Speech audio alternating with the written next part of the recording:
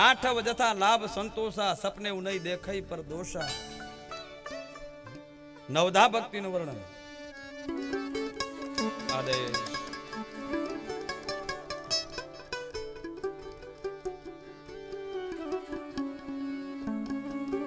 आज नवधा भक्ति है, भक्ति नु वर्णन चालू है। या ए नवधा भक्ति नु वर्णन रामे सबरीनी आगळ कर्યું છે। પણ सबरीनी आगळ राम आवे એનું કારણ सबरीનો ભરોસો, सबरीનો વિશ્વાસ।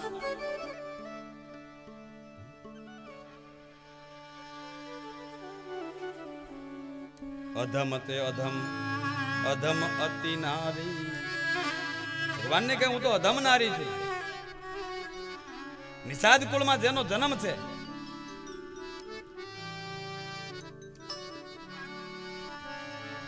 भील राजानी दीकरी छे।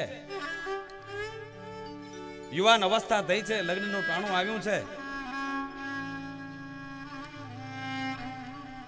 અને લગ્નમાં જાન તેડવાની તૈયારી છે।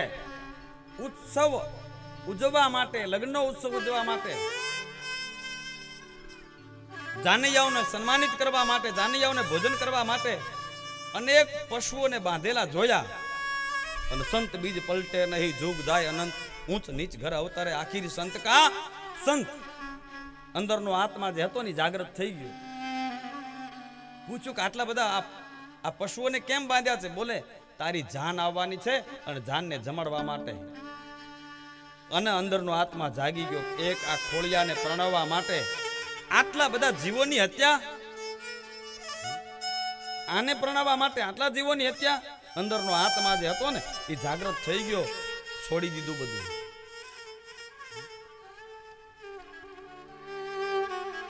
ઘર પરિવાર છોડી શું કરવું એનું ભાન નથી, ક્યાં જવું એનું ભાન નથી, પણ ભગવાનને પ્રાપ્ત કરવા છે। શું કરો? બોલે જંગલમાં, વનમાં, આવી પવિત્ર જગ્યાઓમાં જ્યાં સાધુ સંત રહેતા હોય એની સેવા કરો। અને સંતોની સેવા કરે છે। પંપા સરોવરમાં સ્નાન કરવા માટે આવતા જે સંતો છે એ સંતોના માર્ગની સફાઈ કરે છે।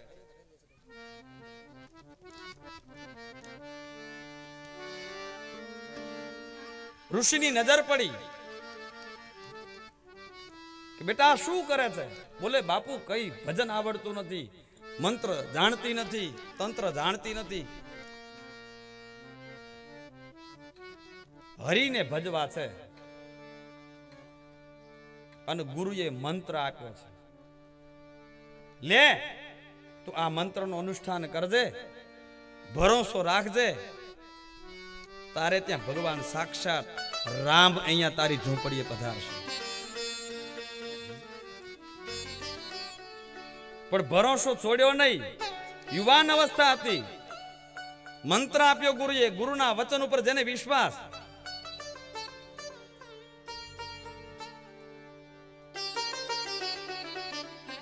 भक्ति करवी तेने एवी रीते रहेवुं पानबाई के वचनमां राखवो विश्वास, गुरुना वचन उपर विश्वास।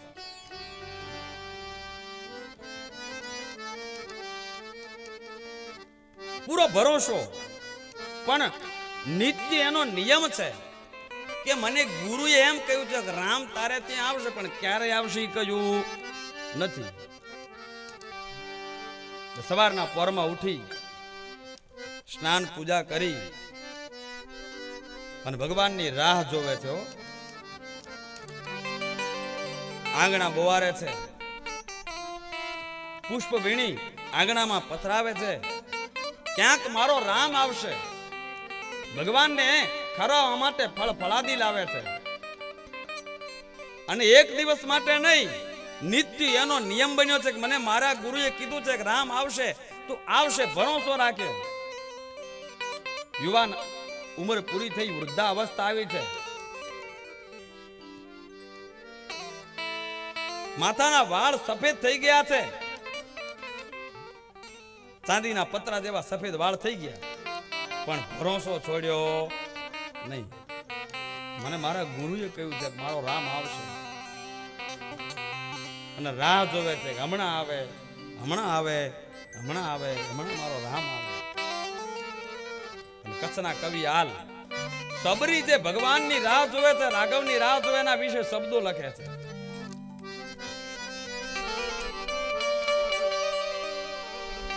હે વાલીડાની વાત નિહાળે રે એ રાઘવની વાત નિહાળે રે. હે વાલીડાની વાત નિહાળે રાઘવની વાત નિહાળે રે. એ ઉનાળો આકરો આવે રે એ શિયાળે હાડ ધ્રુજાવે. ઉનાળો આકરો આવે રે એ શિયાળે હાડ સુકાવે રે. વરસા પડે તોય વાટ નિહાળે વરસા પડે તોય વાટ નિહાળે સદગુરુના વેણ સંભાળે રે. એ વાલીડાની વાત નિહાળે. ઉનાળો આકરો આવે રે અને શિયાળે હાડ સુકાવે. આકરો ઉનાળો હોય તો ઝૂંપડીની બહાર ઉભા રહી મારો રાઘવ આવશે મારો રામ આવશે એવી રાહ જોવે છે. કડકડતી ઠંડી પડતી હોય તો શિયાળામાં હાડ સુકાય એવી ઠંડી પડતી હોય ને તો એ રામની રાહ જોવે છે. એ સાહેબ ભક્તિ કરવી સહેલી નથી, એમને નથી મફતમાં મળતા, એના મૂલ ચૂકવવા પડતા. સંતને સંતપણા નથી મફતમાં મળતા. હાડ હુકાઈ જાય ભાઈ. વરસાદ વરસતો હોય વરાતા વરસાદમાં આંગણામાં કીચડ ભરાણો તો આંગણા વાળે છે. હમણાં મારો રામ આવશે, હમણાં મારો રામ આવશે, હમણાં મારો રાઘવ આવશે. ભોજન કરવા બેસે તો ભોજન નથી ભાવતું.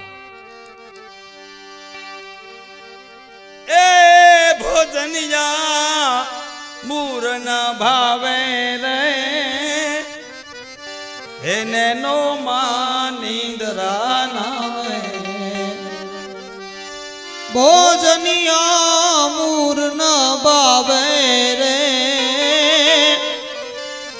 નેનો માનિંદરા નાવે રે. થાકા પાકા આંખ બંધ થાય, મનમાં વિચાર કરે જો આંખ બંધ થઈ ગઈ, નિંદ્રા આવી ગઈ, મારો રામ આવીને જતો રહેશે, મારો રાઘવ આવીને જતો રહેશે. આંખમાં નિંદ્રા નથી આવતી, ભોજન ભાવતું નથી. ઝાડ હલે ત્યાં દોડતી આવે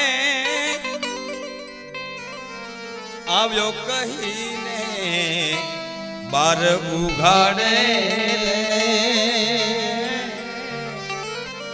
હે વાલીડાની વાત નિહાળે રે હે વાલીડાની વાત નિહાળે રે. અને એનો વિશ્વાસ, એનો ભરોસો, એનો પ્રેમ, એનો નેહ આજે નારાયણ જાણે છે, રામ જાણે છે. એ નારાયણ નેહ નિહાળી રે ભોળા ભાવે ભક્તિ બાળી રે. એ નારાયણ નેહ નિહાળી રે એ ભોળા ભાવે ભક્તિ ભાડી રે. આલ કવિ વિશ્વાસ વખાણી મુખ બતાવી દુઃખ મટાડે. વાલીડાની વાત નિહાળે રે હે વાલીડાની વાત નિહાળે નારાયણ નેહ નિહાળી ભોળા ભાવે એની ભક્તિ વાળી આલ કવિ વિશ્વાસ વખાણી મુખ બતાવી એના દુઃખ મટાડે તો એનો ભરોસો સબરીનો એટલા માટે ભગવાન સબરીના એ ઝૂંપડીએ પધાર્યા પરમાત્મા એનો ભરોસો એનો વિશ્વાસ હતો સાહેબ સાધુ સંતના વચન ઉપર વિશ્વાસ રાખવો ને ઈ મોટામાં મોટી ભક્તિ છે પણ જેવા તેવાનું કામ નથી ભાઈ ભલે ભલા એનાથી દૂર થઈ ગયા ડગી ગયા ઈ તો માથા મૂકે ને એનું કામ છે ધડ મૂકે માથા મૂકે એનું કામ છે બાકી ભક્તિ કાંઈ સહેલું કામ થોડું છે સર્વસ્વનું જે સમર્પણ કરે છે એને ભગવત પ્રાપ્તિ થાય છે સાધ્ય છે શિવલોક પ્રાપ્તિ સાધન છે ભગવત સેવા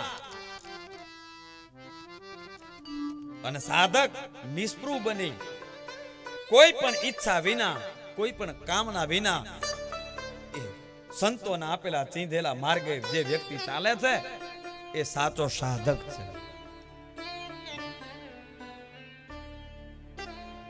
કર્મ કરે જવાનું પણ કેવું કર્મ કર્મમ કૃત્વા તુ વેદોક્તમ તદર્પિતમ મહાફલમ પરમેશ પદ પ્રાપ્તિ સાલોક્યાદિ ક્રમાત વેદોક્ત કર્મ કરવાનું છે અને એનું કર્મ ફળ પરમાત્માને અર્પણ કરવાનું છે એ કર્મ ફળ અર્પણ કરવાથી આ જીવાત્મા પરમ ઈશ પદની પ્રાપ્તિ કરે છે અને સાલોક્ય મુક્તિની પ્રાપ્તિ કરે છે સંતોએ કહ્યું કે એને એ પ્રાપ્ત કરવા માટે એ સાધન કહ્યું કેના દ્વારા ભગવત પ્રાપ્તિ થાય મહાદેવની પ્રાપ્તિ થાય બોલે એના માટે 4 વસ્તુનું ધ્યાન રાખવાનું છે કઈ શ્રોત્રેણ શ્રવણમ તસ્ય વચસા કીર્તનમ તથા મનસા મનનમ તસ્ય મહાસાધનમુચ્યતે એક તો કાન દ્વારા ભગવત કથા સાંભળવી ભગવાનના ગુણાનુવાદ સાંભળવા શ્રવણ વાણીથી કીર્તન કરવું મનથી મનસા મનનન મનથી મનન કરવું તો આ 3 ઉત્તમ કયા સાધન 3 સાધન ઉત્તમ છે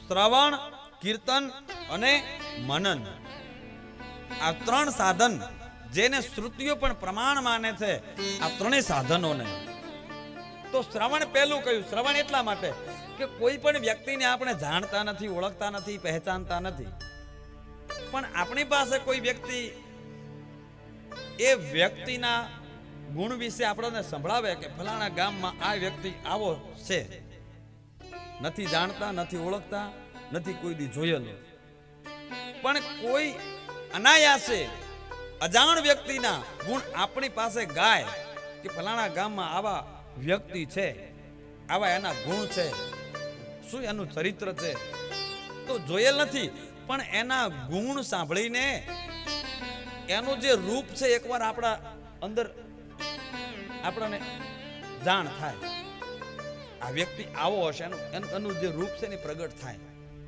જોયેલો નથી પણ એનું રૂપ પ્રગટ થાય બીજું કે વ્યક્તિને જોયો નથી પણ એના ગુણ જો આપણે સાંભળીએ તો ગુણથી પણ એના પ્રત્યે આપણને ભાવ પ્રગટ થાય કે એકવાર તો આ વ્યક્તિને મળવું જોઈએ જોયો નથી પણ એના ગુણ સાંભળ્યા છે તો પ્રત્યક્ષ નથી જોયો પણ અપ્રત્યક્ષ રૂપે એના ગુણ સાંભળ્યા છે તો એના પ્રત્યે આપણને ભાવ પ્રગટ થાય છે તો આમાં લખ્યું છે કે જે તત્વને પ્રત્યક્ષ ભલે આપણે જોયું ન હોય પણ એના ગુણ સાંભળીએ તો એના પ્રત્યે આપણને પ્રેમ ભાવ ભક્તિ પ્રગટ થાય છે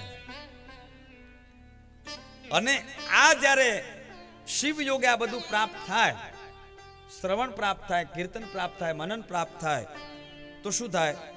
સર્વાંગ વ્યાદય પશ્ચાત સર્વાનંદ ચલીયતે. ક્રમે ક્રમે જીવાત્માને મુક્તિ મળે અને એ જીવાત્મા સર્વ વ્યાધિમાંથી મુક્ત બની સર્વ આનંદની પ્રાપ્તિ થાય છે.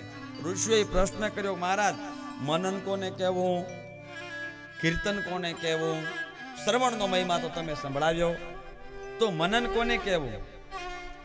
એટલે એક વાત ધ્યાનથી સાંભળજો. ઋષિએ જે આમાં શિવ મહાપુરાણમાં સંભળાવી છે ને, ધ્યાનથી સાંભળજો. શ્લોકમાં સંભળાવ્યું છે, પૂજા જપેશ ગુણ રૂપ વિલાસ નામ નામ યુક્તિ પ્રિયેણ મનસા પરિશોધનમ યત તત સંતતમ મનનમીશ્વર દ્રષ્ટિલભ્યમ સર્વેષુ સાધન વરેસ્વપી મુખ્ય મુખ્યમ. તો પેલું જે મનન છે એ મનન એમાં મુખ્ય શું છે? બોલે સાધન. સાધનમાં શ્રવણ, કીર્તન, મનન. તો એક તો ભગવાનની પૂજા. આપણે પૂજા ન કરીએ અને જોજો ઘણા લોકોને એવો પૂજા કરતા કરતા ભાવ પ્રગટ થઈ જાય. ભગવાનની પૂજા કરે ને પછી એ જ્યાં સુધી એ પૂજા ન કરે ને ત્યાં સુધી એના આત્માને શાંતિ ન થાય. કોઈને દર્શન કરવાનો નિયમ હોય કે મારે મહાદેવનું દર્શન કરવું છે અને પછી જ હું ચા પાણી પીશ, આવો નિયમ લે તો એ પણ પૂજા છે કે દર્શન કરવું પૂજા. તો એ જે નિયમ લે છે જ્યાં સુધી એનો નિયમ પૂર્ણ ન થાય, મહાદેવનું દર્શન શિવ મંદિરમાં જઈને ન કરે ત્યાં સુધી ને શાંતિ ન મળે. તો પહેલા તો ભગવાનની પૂજા નિયમ બનાવવો જોઈએ કે મારે પૂજા કરવી છે. પૂજા જપેશ ગુણ જાપ. પૂજા કર્યા પછી જપ કરવાના, પણ જેના જપ કરીએ તેના ગુણ, ઈશના ગુણ, એના રૂપના, એના લીલા ચરિત્રોના, નામોનો યુક્તિ પરાયણ ભગવાનનું ચિંતન કરવું. ભગવાનના ગુણ, ભગવાનના વિલાસ, ભગવાનના ચરિત્રો એ મનમાં ધ્યાન કરવું, એનું નામ છે ચિંતન, એનું નામ છે મનન. પણ આ બધું પ્રાપ્ત ક્યારે થાય? ઈશ્વર દ્રષ્ટિલભ્યમ. ભગવાનની કૃપા થાય, ઈશ્વર કૃપા થાય તો જ આ વ્યક્તિ આ સાધનને પ્રાપ્ત કરે છે. વાતા સ્ફુટમ તુ રસવત સ્તવનમ યદસ્ય. વાણીથી ભગવાનના રસપૂર્વક ગુણાનુવાદ ગાવા એ કીર્તન છે. યેન કેન ઉપાય ભગવાનના ચરિત્રો કાન દ્વારા સાંભળવા એ શ્રવણ છે. મનન, કીર્તન અને શ્રવણ આ બધું પ્રાપ્ત થાય કઈ રીતે થાય? આ બધું જ એક જગ્યાએ મેળવો કઈ રીતે મળે? એટલે આમાં ઉપાય બતાવ્યો છે શિવ મહાપુરાણમાં. સત્સંગમેન ભવતી શ્રવણમ પુરસ્તાત. મહાદેવના ચરિત્રો આપણે બધા જ ભેગા મળીને સાંભળી રહ્યા છીએ. કેમ સાંભળવા મળ્યા છે? એટલા માટે કે આપણે સંતોનો સંગ કર્યો છે અને સંતોના સંગથી આ સત્સંગ પ્રાપ્ત આપણને થયો છે. સત્સંગમેન ભવતી શ્રવણમ. પહેલો તો શ્રવણ જે છે એ ભક્તિ ક્યારે મળે છે? શ્રવણ સાધન આપણને ત્યારે મળે છે સંતોનો સંગ કરો. એટલે પ્રથમ ભક્તિ સંતન કર સંગા. સંતોનો સંગ કરો, પછી દૂસરી રતિમાં કથા પ્રસંગા. તો સંતોના મુખેથી શું સાંભળવા બોલે? ભગવાનના ચરિત્રો. અને જે આપણે ચરિત્રો સાંભળ્યા છે એનું સંકીર્તન થાય છે. આપણે વચવચમાં અહીંયા કીર્તન, ભજન, સત્સંગ કરીએ છીએ તો એનું કીર્તન પણ થાય છે, સત્સંગ થાય છે, સંતોનો સંગ થાય છે, કીર્તન પણ થાય છે. અને જેનું કીર્તન કરીએ છીએ એનું મનન પણ થાય છે. સર્વોત્તમમ ભવતી તન્મનનમ તદંતે. એનું મનન કરીએ. પણ આ બધું જ ક્યારે પ્રાપ્ત થાય છે? શંકર દ્રષ્ટિપાતે સર્વમ હિ સંભવંતી. શંકર દ્રષ્ટિપાતે જેના ઉપર ભગવાનની દ્રષ્ટિ પડી છે, જેના ઉપર ભગવાનની કૃપા થઈ છે, અને હું તો ત્યાં સુધી કહું છું કે તમે આ સંતોના સાનિધ્યમાં બેઠા છો, સિદ્ધ ભૂમિમાં બેઠા છો, તમે અહીંયા ભગવાનની કથા શ્રવણ કરો છો, તમે કીર્તન કરો છો, તમે મનન કરો છો, અને આપણા બધાની ઉપર ધોરમના દાદાની દ્રષ્ટિ પડી છે, એટલે આ બધું થઈ રહ્યું છે. એની દ્રષ્ટિ વિના શિવ મહાપુરાણ કહે છે શક્ય જ નથી.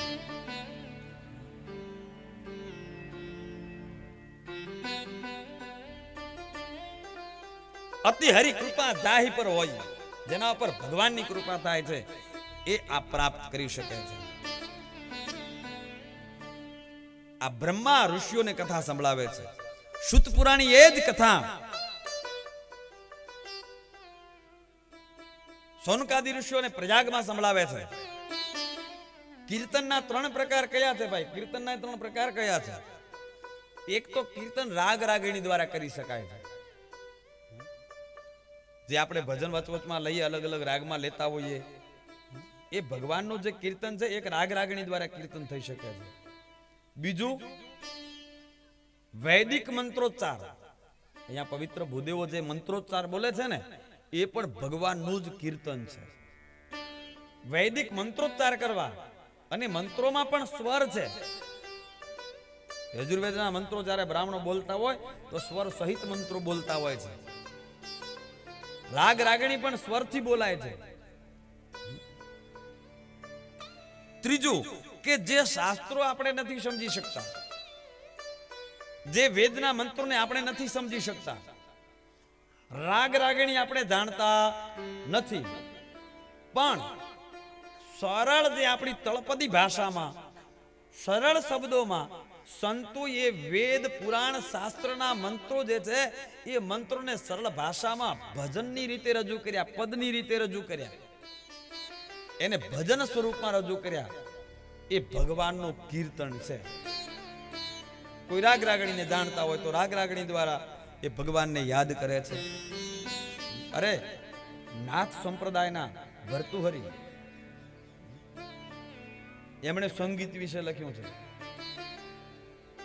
ભર્તુહરી મહારાજે સાહિત્ય સંગીત કલા વિહીન, સાક્ષાત પશુ પૃથ્વી શાણહીન.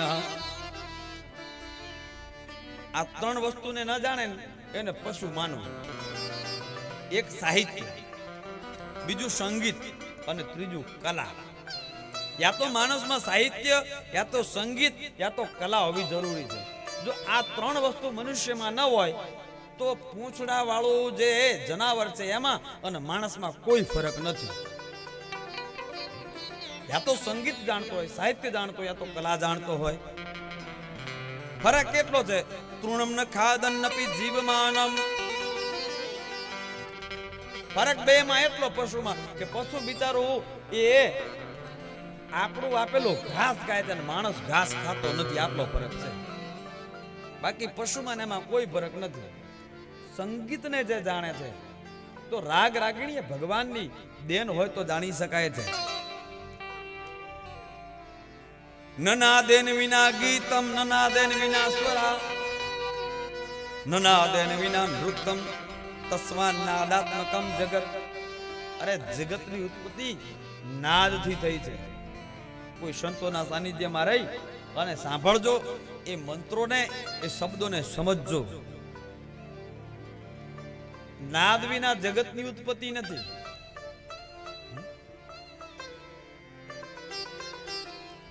એટલા માટે નાદ સંપ્રદાયમાં નાદનો મહિમા છે ભાઈ. નાદનો મહિમા છે નાદ સંપ્રદાયમાં. નાદ રૂપ સ્મૃતો બ્રહ્મા, નાદ રૂપો જનાર્દન, નાદ રૂપા પરાશક્તિ, નાદ રૂપો મહેશ્વર. નાદ એ જ સાક્ષાત શક્તિ છે, નાદ એ જ મહેશ્વર છે. આ તમે બધા સાંભળી રહ્યા છો ને, અહીંયાથી બોલાય છે. ઈ બોલ ક્યાંથી પ્રગટ થાય છે? નાદ વિના પ્રગટે? આ બોલે છે ને એ નાદ બ્રહ્મ છે. 4 પ્રકારની વાણી છે. પરા પશંતી મધ્યમાં અને વૈખરી. વાણી ક્યાંથી બોલાય છે એ મહત્વની વસ્તુ છે. પણ આજે બોલાય છે એ નાદ છે, નાદનો મહિમા છે. તો કીર્તન પરમાત્માનું કરવું, આ ત્રણ સાધન મુખ્ય કયા? શ્રવણ, કીર્તન અને મનન. ઋષિએ પ્રશ્ન કર્યો, મહારાજ આટલો સમય કોની પાસે છે કે શ્રવણ કરે, કીર્તન કરે, મનન કરે? આવું બધું કરવાનો ટાઈમ કોની પાસે? સમજો કે આ ત્રણેય કરવામાં અશક્ત છે ને એને ભગવત પ્રાપ્તિ કરવી છે, એને શું કરવાનું? નથી કીર્તન કરીએ કે એમ નથી. આ બેરો માણસ હોય એને આ ગમે એટલી કથા સંભળાવી શું ફાયદો થાય કયો? તો એને કાંઈ ભગવાનને નહીં મેળવવાના? આપણે ગમે એટલું બોલીએ તો એને તો સીતારામ જ હોય ને પાછું.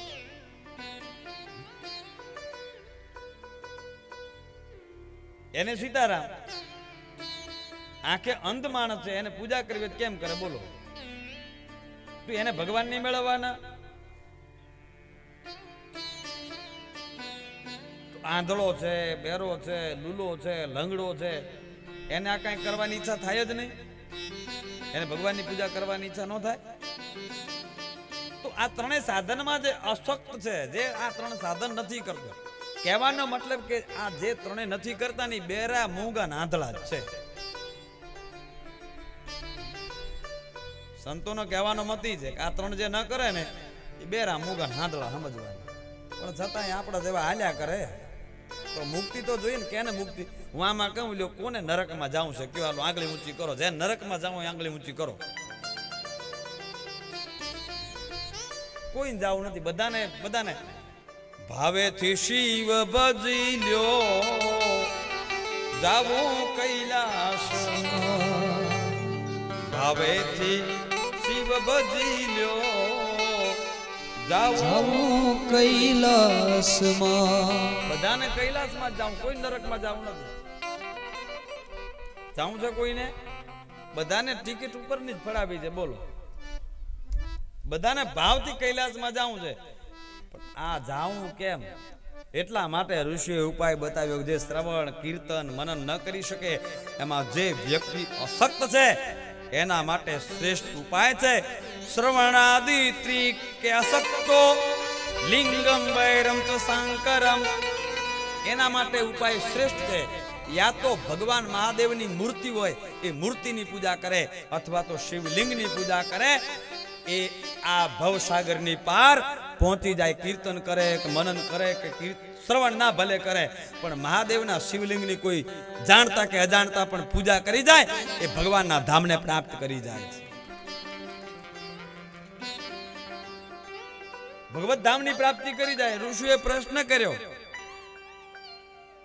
કે મહારાજ, દેવતાઓ જે છે, દેવતાઓની ખાલી મૂર્તિ પૂજાય. મહાદેવ બે રૂપમાં પૂજાય છે, શિવલિંગમાં પણ પૂજાય અને શિવની મૂર્તિ પણ પૂજાય છે. એટલે સુત પુરાણી કહે છે કે મહાદેવને તમે જે અર્પણ કરો ને એનાથી મહાદેવ રાજી રહે છે. જેવો તમારો ભાવ. અપિ દ્રવ્યમ વહે દેવ યથા બલવમ અર્પયન. જેવી તમારો ભાવ છે, જે તમે અર્પણ કરો એનાથી મહાદેવ રાજી થાય. જો આપણામાં શક્તિ હોય તો વિધિપૂર્વક ભગવાનની ષોડશોપચાર પૂજા કરો, રાજોપચાર પૂજા કરો. રાજોપચાર વત સર્વમ ધાર્યે લિંગમ વૈરયો પ્રદક્ષિણામ નમસ્કારમ યથા શક્તિ જપમ તથા. મૂર્તિ અથવા તો શિવલિંગની આરાધના, પૂજા પાઠ કરો, એનાથી ભગવત પ્રાપ્તિ થઈ જાય. ભલે જાપ, તપ, યોગ, સમાધિ ન જાણો, પણ મહાદેવના શિવલિંગની કે મૂર્તિની પૂજા કરે એને મુક્તિ મળે. ઋષિએ પ્રશ્ન કર્યો કે મહારાજ, દેવતાઓ એક મૂર્તિ રૂપમાં પૂજાય, મહાદેવ શિવલિંગના રૂપમાં પણ પૂજાય અને મૂર્તિના રૂપમાં પૂજાય, તો અમારે સાંભળવું છે કે શા માટે એ બંને રૂપમાં પૂજાય છે? સુત પુરાણી કહે છે, અત્ર વક્તા મહાદેવો નાન્યો અસ્તિ પુરુષ ક્વચિત. તમે જે પ્રશ્ન કર્યો એનો પરમ વક્તા તો મહાદેવ જણાવી શકે, બાકી જગતમાં એ રૂપને કોઈ જાણી શકે એમ નથી. પણ ગુરુ કૃપાથી જે પણ કાંઈ હું જાણું છું એટલું તમને જણાવું. ધ્યાનથી સાંભળજો મહાદેવનું પ્રાગટ્ય કઈ રીતે થયું. પ્રાગટ્ય કરવાનું છે આપણે. શિવ બે રૂપમાં કેમ પૂજાય છે? શકલ રૂપમાં પૂજાય, નિષ્કલ રૂપમાં પૂજાય છે. એટલે અહીંયા વર્ણન કરતા કહે છે શિવ એકમાત્ર બ્રહ્મ સ્વરૂપ છે અને શિવ સકલ સ્વરૂપ છે, શિવ નિષ્કલ સ્વરૂપ છે. જીવ માત્ર બ્રહ્મ સ્વરૂપ નથી. દેવતાઓ પણ જીવ સ્વરૂપ જ છે, બ્રહ્મ સ્વરૂપ નથી.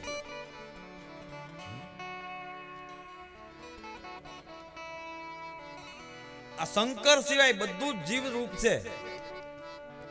દેવતાઓ બીજા બ્રહ્મ રૂપ નથી. કારણ કે દેવતાઓનું પણ અમુક આયુષ્ય છે કે આનું આયુષ્ય આટલું પૂરું થાય એટલે એને દેવલોકમાંથી પણ પૂરું થવું પડે, જવું પડે. દેવતાઓના અરે બ્રહ્માદિનું પણ આયુષ્ય છે કે આટલો કાળ સુધી બ્રહ્મા રહી શકે. આટલો કાળ સુધી બ્રહ્મા છે, પછી બ્રહ્માનું આયુષ્ય પૂરું થઈ જાય.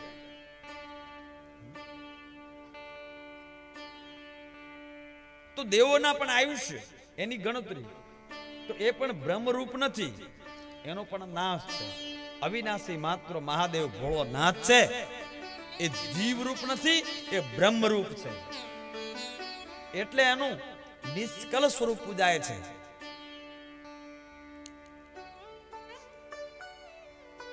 એ ઋષિઓ, આ પૂર્વમાં આ જે કથા છે એ કથા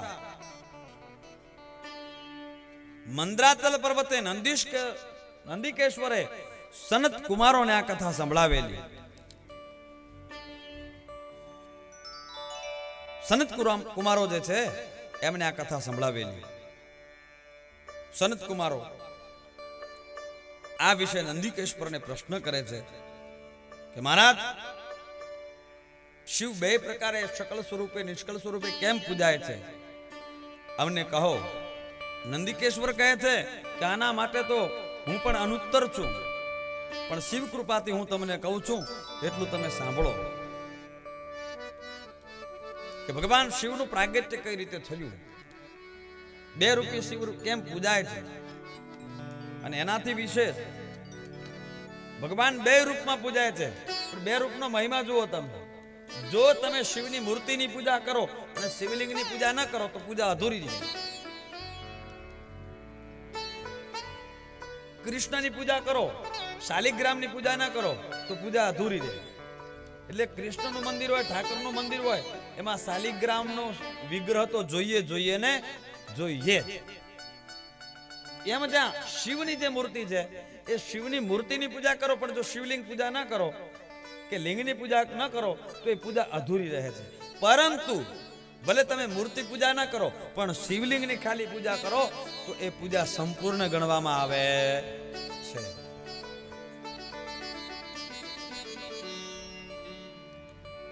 એટલે મૂર્તિ કરતા શિવલિંગ શ્રેષ્ઠ છે. નિષ્કલ સ્તંભ રૂપેણ સ્વરૂપમ સમદર્શયત. સ્તંભના રૂપમાં ભગવાન નિષ્કલ રૂપમાં પ્રગટ થાય છે, સકલ રૂપમાં મૂર્તિના રૂપમાં પ્રગટ થાય છે. સાંભળો, હું તમને એની કથા કહું છું અને કથાનું વર્ણન કરતા આજે કહે છે નંદિકેશ્વર, એક વારનો સમય છે.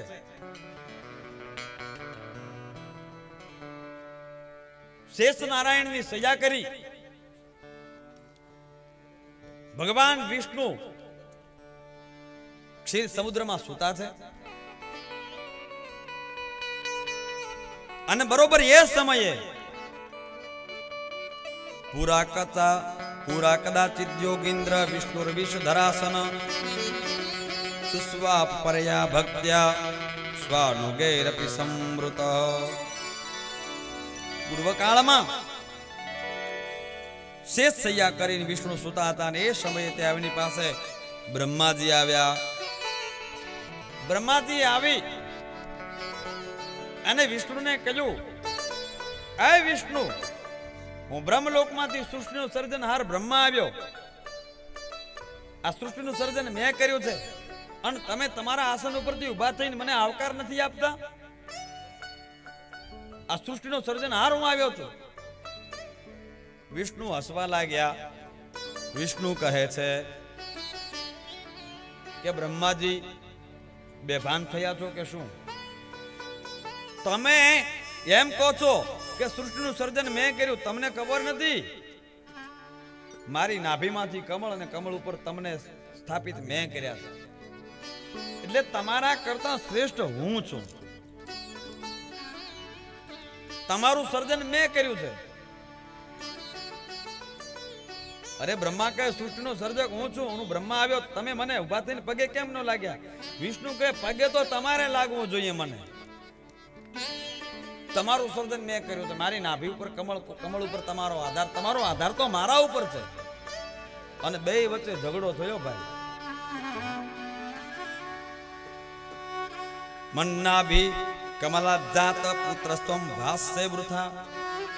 અરે મારી નાભી કમળ ઉપર તમારો વાસ છે, તમે મારા પુત્ર છો. બ્રહ્મા કહે સર્જનહાર હું છું, તમે મારા પુત્ર છો.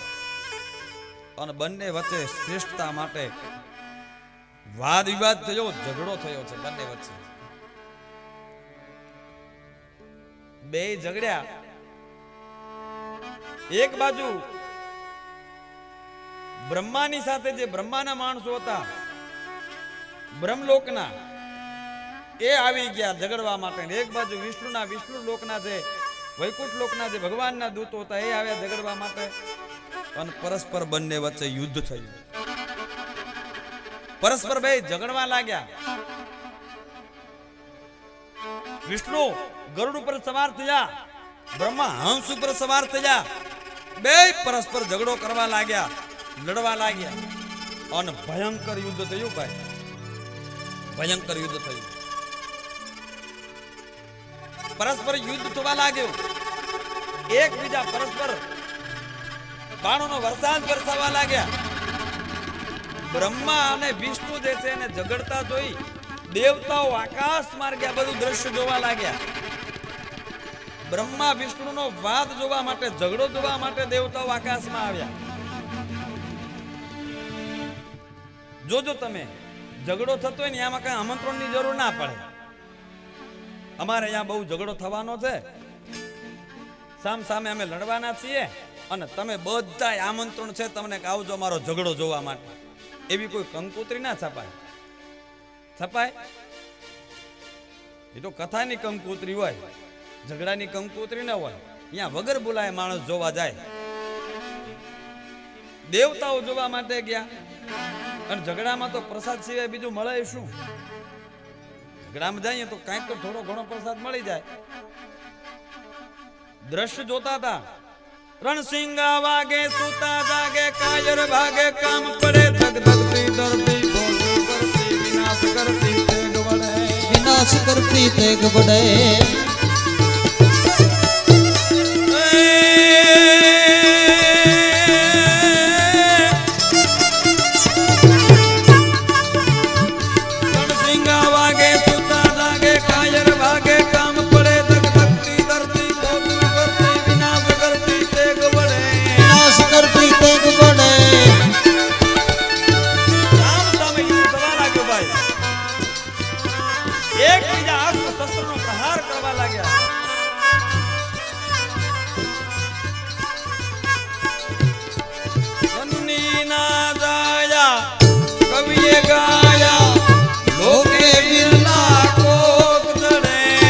કોક જડે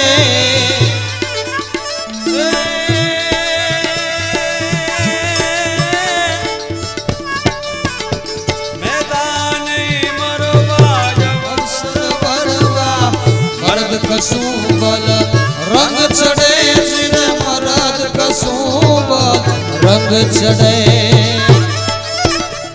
રણસિંગા વાગે સુતા જાગે, કાયર ભાગે કામ પડે, વિનાશ કરતી તેગ વડે. જનની ના ગાયા કવિએ ગાયા, લોકે વિરલા કોક જડે, અરે કોક જડે.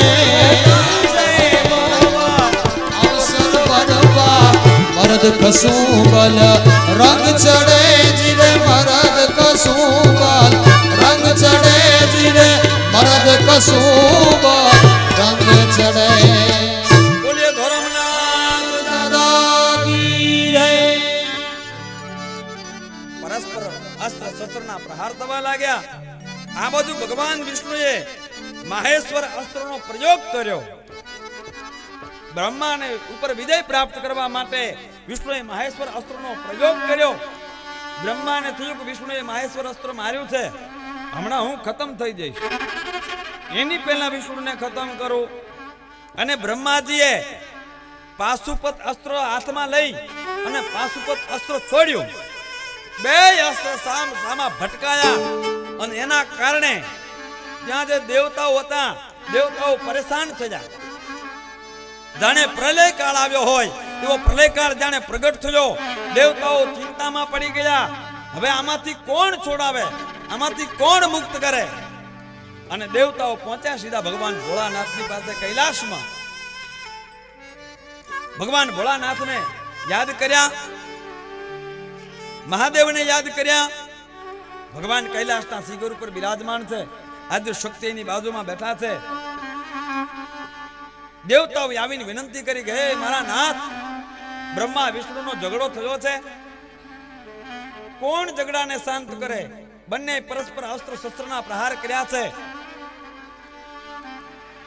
હમણાં પ્રલય થઈ જશે આપ અમને ઉગારો આપ અમને બચાવો આપ અમારો ઉદ્ધાર કરો અને દેવતાઓ જઈ ભગવાન ભોળાનાથને પ્રાર્થના કરી હે નાથ આપ કૈલાસના શિખર ઉપર બેઠા છો પણ આપ અમને બચાવો આપ અમારો ઉદ્ધાર કરો આપ અમને આ પીડામાંથી મુક્ત કરો ભગવાનને પ્રાર્થના કરવા લાગ્યા મહાદેવને પ્રાર્થના કરવા લાગ્યા શિવની પ્રાર્થના કરવા લાગ્યા છે દેવતાઓની વાણી સાંભળી ભગવાન એના ઉપર પ્રસન્ન થયા પરમાત્મા રાજી થયા અને દેવતાઓ પરમાત્માની સ્તુતિ કરે છે કૃપાળુ કૃપા દ્રષ્ટિ વેગે કરી જે દુખી દાસની પરે ધ્યાન દીજે ધણી દાવ રે દુર્જટી દાવ દાવો એ બચાવો ઉમાનાથ જાવો બચાવો અતિ આર્ત પોકાર આજે કરું છું દયા સિંધુ દોડો ડરું છું એ હરી કાજ દયા હરી એમ દાવો એ બચાવો ઉમાનાથ જાવો બચાવો એ છઉં કે નીત પાપી અપાપી તમારો કહાઉં છું તથાપી એ નિજાશ્રિત જાણી નિભાવો નિભાવો હે બતાવો યુમાનાથ આવો બચાવો નિજાશ્રિત જાણી નિભાવો નિભાવો એ બચાવો ઉમાનાથ જાવો બચાવો અને ભગવાન ભોળાનાથની સ્તુતિ કરી દેવતાઓ પરમાત્મા મહાદેવને કૈલાસમાં રહી પ્રાર્થના કરે છે અને ભગવાન કૈલાસના શિખર ઉપરથી ઊભા થયા એક હાથમાં ભગવાને ડમરું લીધું એક હાથમાં પરમાત્માએ ત્રિશૂળ લીધું વ્યાગાંબર ધારણ કરવા છે આજે શક્તિની બાજુમાં છે અને ભગવાન ભોળોનાથ ઊભા થયા ભગવાનના મુખમાંથી પ્રણવ મંત્ર પ્રગટ થયો પ્રણવ મંત્ર પ્રગટ થતા ભગવાન ભોળોનાથ આજે રથ ઉપર આરૂઢ થયા પરમાત્મા રથ ઉપર આરૂઢ થયા બ્રહ્મા અને વિષ્ણુ જ્યાં પરસ્પર યુદ્ધ કરે છે પરમાત્મા ત્યાં આવ્યા બ્રહ્મા મહેશનું જે યુદ્ધ છે એ એમણે પરમાત્માએ જોયું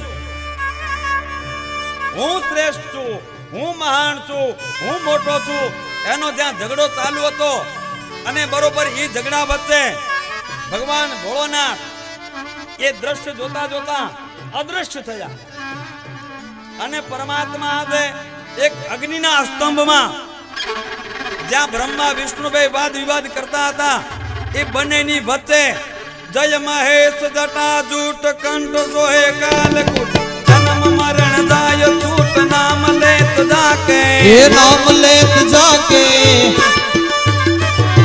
જય મહેશ જટા જૂટ કંઠ સોહે કાલકૂટ જન્મ મરણ જાય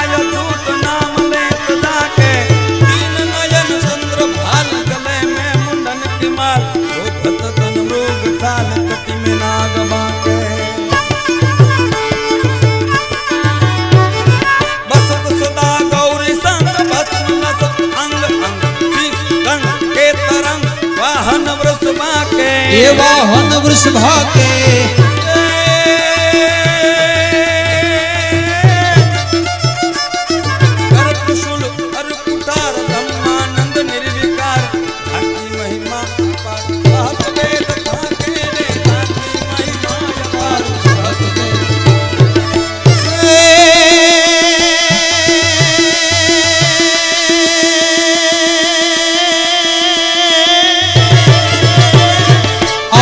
शिव ओंकार वंजन हर बाप बार निरंजन निराकार ईश्वर नामी अरे आदि शिव ओंकार हर बाप निरंजन निराकार ईश्वर नामी ए दायक नवनिधि द्वार योपत महिमाय पार सर्जन संसार सार शंकर स्वामी और गहरी सिरवत गंग पाप नर्त जल तरंग भूमिया अर्धंग यंग के आहारी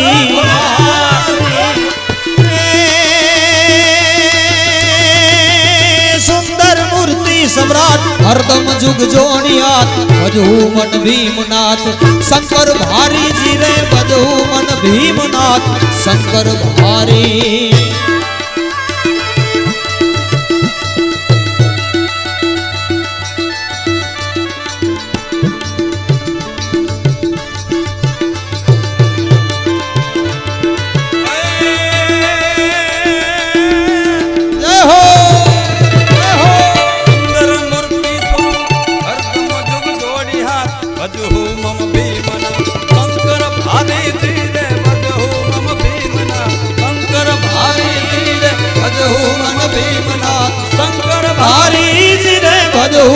भीमनाथ शंकर भारी बोले कैलाशपति महादेव की जय एडी जना ले बा भगवान जो प्राज्ञ है बोल कैलाशपति महादेव की आदेश आदेश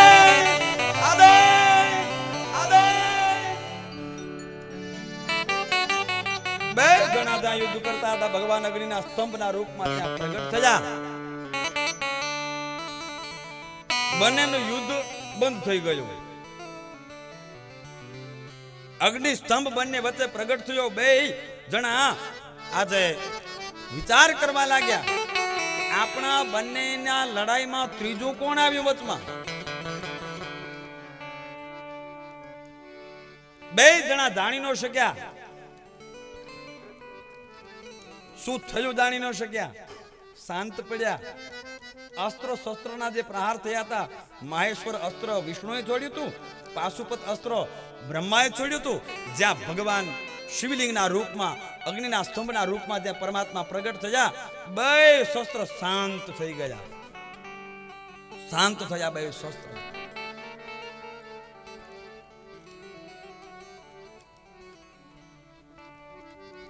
વિષ્ણુએ કહ્યું કે અગ્નિ સ્તંભનો અંત કોણ જાણે આ શું છે બ્રહ્મા તમે એમ કહો છો કે હું શ્રેષ્ઠ છું હું એમ કહું કે હું શ્રેષ્ઠ છું આ તો આપણા બે કરતા કોઈ શ્રેષ્ઠ વચ્ચે પ્રગટ થયો છે તો એક કામ કરીએ જે કોઈ આનો આદિ આનો કોઈ અંત લાવે આપણા બંનેમાંથી એ બેમાંથી શ્રેષ્ઠ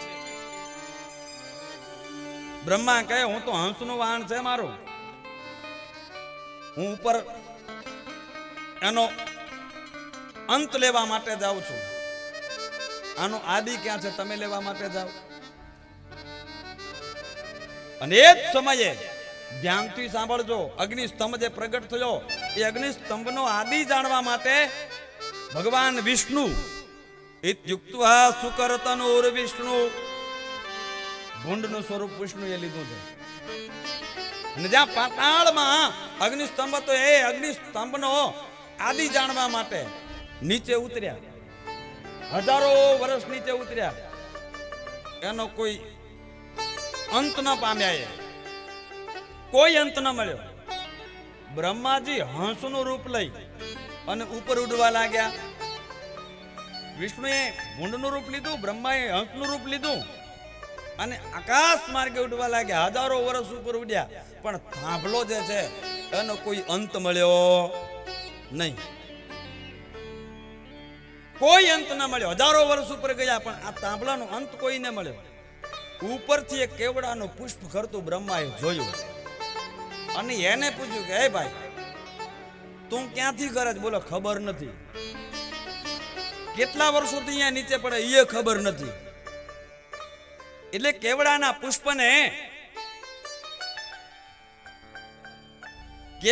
પુષ્પને બ્રહ્માએ કહ્યું કે તું મને ઓળખે છે? કેવડાનું પુષ્પ કે ભાઈ હું નથી ઓળખતો. તમે કોણ છો? બોલે હું સાક્ષાત સૃષ્ટિનો સર્જનહાર બ્રહ્મા છું. આ સૃષ્ટિની સર્જના મેં કરી છે, હું બ્રહ્મા છું. અને મારી અને વિષ્ણુ વચ્ચે વાદ વિવાદ થયો છે, શ્રેષ્ઠ કોણ એના માટે ઝઘડો થયો છે. અને તું અહીંયા રસ્તામાં મને મળી ગયું છે. તું જો મને સાથ આપે તો આ ઝઘડો શાંત થાય. પણ તારે છે ને સાક્ષી પુરાવવાની. જો તું મારામાં સાક્ષી પુરાવીશ તો હું તો બ્રહ્મા છું, સૃષ્ટિનો સર્જનહાર છું. ઉચ્ચ પદની પ્રાપ્તિ તને કરાવીશ, ઉચ્ચ પદની પ્રાપ્તિ તને થશે. હું બ્રહ્મા છું. અને કેવડાના પુષ્પને મનાવ્યું તું મિત્ર છે, મારી સાક્ષી તું પુરાવજે, બસ ખાલી હા તારે પાડવાની, એટલું કાંઈ બીજું કરવાની, હા કહેવાની. અને મનાવ્યું કેવડાના પુષ્પને. આવ્યા પુનઃ પોતાના સ્થાન ઉપર. આ બાજુ વિષ્ણુ ભગવાન હજારો વર્ષના અંતે કોઈ એનો છેડો મળ્યો નહીં હતા, ત્યાં યુદ્ધ ભૂમિમાં પાછા આવ્યા. આ બાજુ બ્રહ્માજી પાછા જ્યાં હતા ત્યાં પધાર્યા. બે ભેગા થયા. બ્રહ્માજી હસવા લાગ્યા અને વિષ્ણુને પૂછ્યું કે વિષ્ણુ, તમને આનો અંત મળ્યો? બોલે મને અંત મળ્યો નથી. તમને નથી મળ્યો પણ હું આનો અંત ઉપર જોઈ આવ્યો છું. બોલે એનો કોઈ સાક્ષી તો જોઈએ ને. બોલે સાક્ષી ભેગું લઈને આવ્યો છું. પૂછવા કેવડાના પુષ્પને કે આનો છેડો છે જોઈ આવ્યો કે નહીં? પૂછો કેવડાના પુષ્પને. એને પૂછ્યું, તેને કીધું હા, ખાલી હાથ પાડવાની હતી ને એને તો હા પાડી. અને હા કીધી.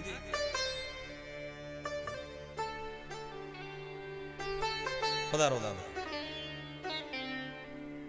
જી નામ. વિષ્ણુ ભગવાને હાથમાં પુષ્પાદી લઈ અને બ્રહ્માને કહ્યું, બ્રહ્મા તમે જો આનો અંત લાવ્યા હો તો મારા કરતા તમે શ્રેષ્ઠ છો. લાવો હું તમારી પૂજા કરું. અને જ્યાં ભગવાન વિષ્ણુ પૂજા કરવા માટે જાય ત્યાં તો એ સ્તંભમાંથી સાક્ષાત ભગવાન ભોળોનાથ પંચાનનના રૂપમાં, 5 મુખવાળા ભગવાન પંચાનનના રૂપમાં પરમાત્માનું પ્રાગટ્ય થયું. બોલીએ કૈલાસપતિ મહાદેવ કી જય.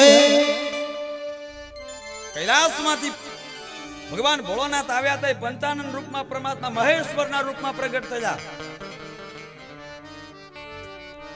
મહેશ્વરના રૂપમાં પરમાત્મા પ્રગટ થયા. બ્રહ્માને 5 મસ્તક હતા. મહેશ્વરે પોતાની ભ્રુકુટીમાંથી, પોતાની ભ્રમરમાંથી ભૈરવને પ્રગટ કર્યા. ભૈરવ પ્રગટ કરી અને કહ્યું કે બ્રહ્મા ખોટું બોલ્યા છે. બ્રહ્માનું જે મસ્તક ખોટું બોલ્યું છે એ મસ્તકને કાપી નાખો. અને ભૈરવ હાથમાં તલવાર લઈ બ્રહ્માનું જે મસ્તક ખોટું બોલ્યું હતું એ મસ્તક કાપી નાખ્યું. મસ્તક કાપ્યું. જ્યાં હજુ બીજો પ્રસાદ આપવા માટે જાય, ભૈરવ બ્રહ્માને ખતમ કરવા માટે જાય, ત્યાં તો ભગવાન વિષ્ણુએ હાથ જોડ્યા, મહાદેવને પ્રાર્થના કરી, ભૈરવને પ્રાર્થના કરી કે આને છોડી દો, આને મુક્ત કરો. આપ તો દયાળુ છો. પરમાત્માએ પ્રાર્થના કરી છે, હે દયાળુ, તસ્માત ક્ષમસ્વ માધ્યમ અનુગ્રહાર્હમ કુરુ પ્રસાદમ વિધેયમ મુસ્મય. આને મુક્ત કરો, છોડી દો. જેના હારે ઝઘડો હતો એ ઝઘડાવાળા વ્યક્તિને આને છોડી દો. પણ મહાદેવ કહે છે કે આ ખોટું બોલ્યા છે, એનું ફળ એને મળવું જોઈએ. ખોટું બોલીને મહાન કોઈ દી બની શકાતું નથી. હા હા, ભરવા વાળા તો ગમે ત્યાં મળી જાય ભાઈ, અને ખોટું અંજાઈએ ન જાવ. આના ઉપરથી એક બોધ લેવાનો શિવપુરાણની કથા ઉપરથી. શું બોધ લેવાનો? વિષ્ણુએ શાનું સ્વરૂપ લીધું? ભૂંડનું. ગયા ક્યાં? બોલે પાતાળ લોક. અને બ્રહ્માએ હંસનું સ્વરૂપ લીધું. હંસ સફેદ હોય, હંસનું રૂપ લઈને ઉપર ઉડવા લાગ્યા. પણ બેમાં ફરક કેટલો? હંસનું રૂપ લેવા છતાંય બ્રહ્મા ખોટું બોલે. એટલે ઘણા હંસ જેવા બનીને ખોટું બોલતા હોય, અને એને પાછા એના જેવા કેતકી પુષ્પ જેવા, કેવડાના પુષ્પ જેવા ચેલા મળીએ રે કે મારા બાપુ કઈ સાચું જ હોય, કોઈ ખોટું હોય જ નહીં. પાતાળમાં બેઠા ને એનો ભરોસો કરવાનો, બહુ ઉપર ઉડતા હોય ને એનો કોઈ દી ભરોસો ન કરવાના. શિવપુરાણ કે આવી ગુફાઓમાં જઈને, પાતાળમાં જઈને તપ કરતા હોય ને, દુનિયાની ખબર ન હોય, એ સાચો બોલતા હોય. અમારા જેવા કંઈક ઉપર ઉડતા હોય વળે કે આમ જ હોય, એટલે પાછા અમારા ભેગું હા પાડવા વાળા બોલે પાછું કીધું સાચું જ હોય. ભરોસો ન કરવાનો. આ બોધ આપે છે સાહેબ, શાસ્ત્રો બોધ આપે છે. આકાશમાં ઉડતા હોય પણ ક્યારેક ખોટું બોલે છે, પોતાના સ્વાર્થ ખાતર, પોતાની શ્રેષ્ઠતાને સાબિત કરવા માટે.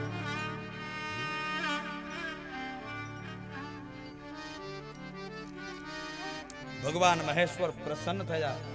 વિષ્ણુને કહ્યું કે વિષ્ણુ, તમે તમારા નિજ સ્વભાવમાં રહ્યા છો, તમે સત્ય બોલ્યા છો, તો જાઓ, જગતમાં સર્વશ્રેષ્ઠ, ભક્તોના દુઃખહારી, અવતારી, જગ કલ્યાણકારી હે વિષ્ણુ તમે થશો, અને જગતમાં તમારી સર્વશ્રેષ્ઠ પૂજા થશે. વિષ્ણુને ભગવાન મહાદેવે વરદાન આપ્યું, મહાદેવે શ્રેષ્ઠતા આપી. શ્રેષ્ઠ થવા માટે મથે છે, એને શ્રેષ્ઠતા મળતી નથી. પણ જેના ઉપર મહાદેવની કૃપા થાય છે, મહાદેવ જેને વરદાન આપે છે, જગતમાં એ શ્રેષ્ઠ થઈને પૂજાય છે. શિવ વિના જગતમાં કોઈ શ્રેષ્ઠતાને પ્રાપ્ત નથી કરી શકતો સાહેબ. ભગવાન મહાદેવને કહે છે કે હે મહાદેવ, કૃપા કરો, બ્રહ્માને મુક્ત કરો. બ્રહ્માને મુક્ત કર્યા, પણ બ્રહ્માને કહ્યું, બ્રહ્માજી જાઓ, તમે ભલે સૃષ્ટિના સર્જક છો, પણ જગતમાં તમારી મંદિર ક્યાંય નહીં બંધાય, તમારી પૂજા નહીં થાય. બ્રહ્માએ માફી માંગી, પ્રભુ માફ કરો, આપનું દર્શન થયું છે. કેતકી પુષ્પને કહ્યું કે હે મૂર્ખ, તું તો મારા મસ્તક ઉપર હું તને ધારણ કરતો હતો, અને આ બ્રહ્મા અને વિષ્ણુનું યુદ્ધ જોઈ મને હાસ્ય આવ્યું, અને હાસ્યના કારણે તું મારા મસ્તક ઉપરથી નીચે કર્યું. હું તને મારા મસ્તક ઉપર ધારણ કરતો હતો, અને તું એ ખોટું બોલ્યું. જા, આજથી હું તારો ત્યાગ કરું છું. કેવડાના પુષ્પનો પરમાત્માએ ત્યાગ કર્યો. એટલે બધા પુષ્પ મહાદેવને ચડે, પણ કેવડાનું પુષ્પ મહાદેવ ઉપર ચડતું નથી. કેમ કે ખોટું બોલ્યું. ભગવાન કહે છે કે મારી પાસે રહેવા છતાં પણ જો કોઈ ખોટું બોલે તો એનો પણ હું ત્યાગ કરું છું, એનો પણ હું સ્વીકાર કરતો નથી. જૂઠનો હું સ્વીકાર નથી કરતો, હું સત્યનો સ્વીકાર કરું છું. પ્રાર્થના કરી કે પ્રભુ, આપના દર્શન થયા છે તો મારું જૂઠું બોલવાનું પાપ નષ્ટ થયું, મને આપ માફ કરો, મને ક્ષમા કરો. આપના મને દર્શન થયા છે, મને માફ કરો. કહ્યું કે જા, મારા ચંદ્રવા તરીકે તારો ઉપયોગ થશે, શણગાર તરીકે તારો ઉપયોગ થશે. બ્રહ્માએ માફી માંગી. બ્રહ્માને કહ્યું, બ્રહ્મા, યજ્ઞનો હોય, વિષ્ણુ યજ્ઞ એ સાક્ષાત વિષ્ણુ છે, પણ તમારા વિના યજ્ઞની પ્રતિષ્ઠા કોઈ કરી શકશે નહીં. વૈદિક કાર્ય તમારા વિના કોઈ કરી શકશે નહીં. તો વૈદિક કાર્યમાં બ્રહ્માને ગુરુ તરીકે સ્થાપિત કર્યા છે. વરમ દદામિ તે તત્ર ગૃહાણ દુર્લભમ પરમ વૈતાનિકેષુ ગૃહેષુ યજ્ઞેષુ ચ ભવાન ગુરુઃ. હે બ્રહ્મા, યજ્ઞ કાર્યમાં તમે ગુરુ તરીકે તમારી સ્થાપના થશે. ગુરુ તરીકે તમારો સ્થાપના પછી જ આગળનું કાર્ય થશે. તો બ્રહ્માને વરદાન આપ્યું, કેતકીના પુષ્પને વરદાન આપ્યું, અને ભગવાને આજ વિષ્ણુને કહ્યું કે હે વિષ્ણુ, તમે સર્વથી શ્રેષ્ઠ છો, જગતના દુઃખ માટે તમે અવતાર ધારણ કરશો. અવતાર ધારણ કરવાની શ્રેષ્ઠતા હું તમને આપું છું. આજના દિવસે હું આ જે લોકમાં જે જગ્યાએ હું પ્રગટ થયો છું, અગ્નિના સ્તંભમાં પ્રગટ થયો છું, એટલે આ પ્રદેશનું નામ અરુણાચલ પ્રદેશ કહેવાશે. અરુણાચલના રૂપમાં આ પ્રદેશની નામના થશે. જે દિવસે હું પ્રગટ થયો છું એ દિવસને મહાશિવરાત્રિના રૂપમાં જગત જાણશે. અને એનો મહિમા કયો શિવરાત્રિનો? દીન મે તતઃ પુણ્યમ ભવિષ્યતિ મહત્તરમ શિવરાત્રિ ખ્યાતા તિથિરેસા મમ પ્રિયા.